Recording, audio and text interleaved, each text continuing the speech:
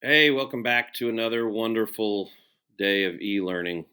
Uh, so I think we're in week 3 or week 12, whatever.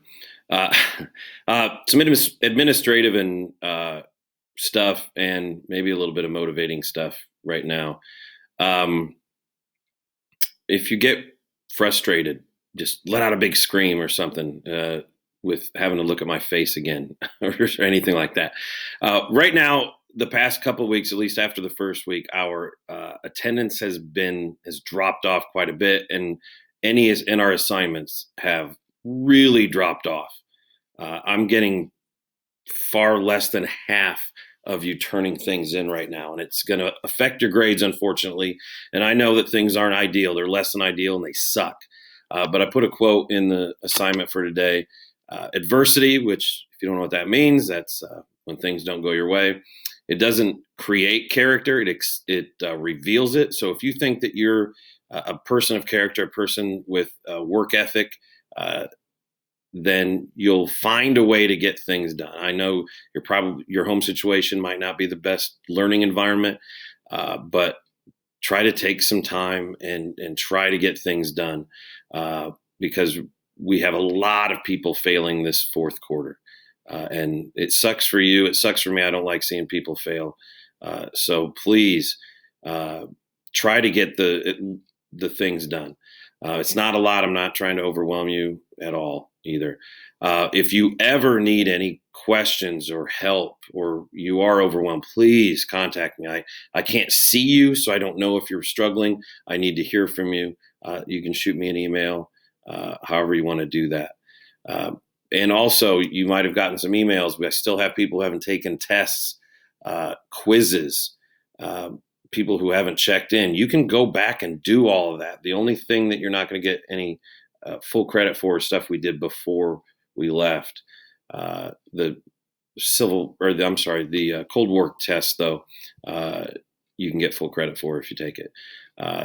So please go back, and you can even finish discussion questions that on a day you quote unquote missed. So please go back and get that taken care of if you can. So last class, talked about John F. Kennedy and Lyndon Johnson, some of their policies, kind of what they did to try to help reform.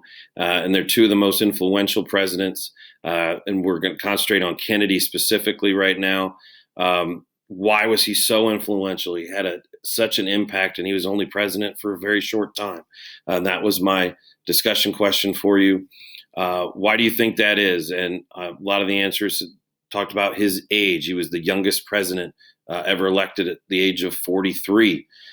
He was a war hero from World War II, which he had severe back issues that plagued him for much of his adult life after the war. His policies, his vision of the future, this idealistic view of what America could become, were all parts of the answers. And the overarching theme was hope. He gave the country hope, and everybody wants some hope. Regardless of what you're going through, that's what we want right now is some hope. And unfortunately, that hope was diminished when he was assassinated. So I asked you to look through the information given about the assassination of John F. Kennedy. There was a little bit in the book when Lee Harvey Oswald was the one that supposedly killed him all alone. And then I gave you some information, a Google slide, which I'm going to have a recording where I go through that later with you. And I gave you an article. So the thing about his assassination is people sometimes don't want to live in the reality. They want to create their own where they feel better. And the reality of some guy by himself was able to kill the president of the United States, the greatest country in the world, that the untouchable country, no one could touch us. And this guy and his gun killed the hope that Kennedy was going to bring us. People don't like that reality. So they want to create another one where it was a bigger conspiracy. It was the Russians. It was the mafia. It was our own country. It made him feel better that it had to be this big thing that he needed to be killed rather than just one guy. So conspiracy theories that led to, there's hundreds of conspiracy theories. I mean, there's even a theory that his wife had something to do with it. Now there were a lot of inconsistencies, some issues, some rumors, some urban legends of certain things that happened and why they happened, and a lot went unexplained because Lee Harvey Oswald was killed, so he couldn't answer a lot of the questions.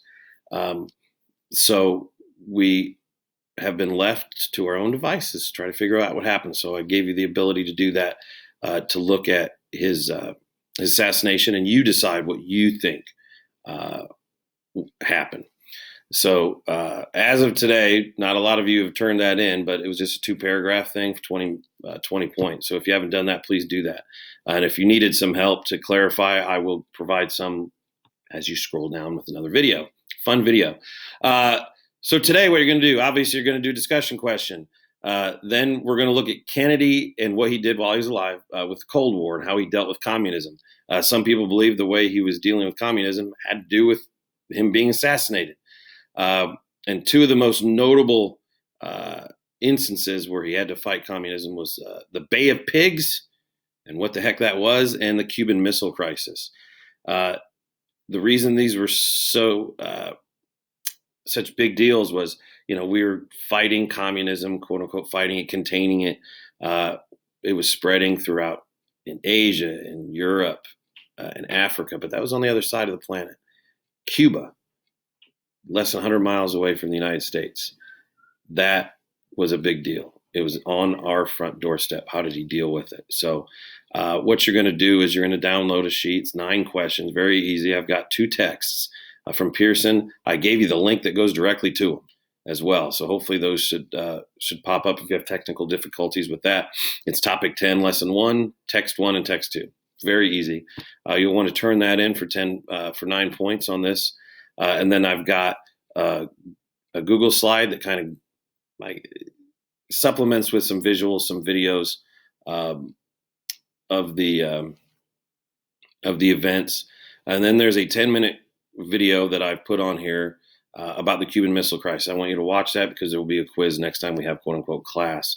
And it's just another chance for you to hear from somebody other than me, maybe a little bit more entertaining. So please try to get that done before next class, and then we'll move on. We're going to move on to Vietnam for a couple classes, and then there's going to be a test.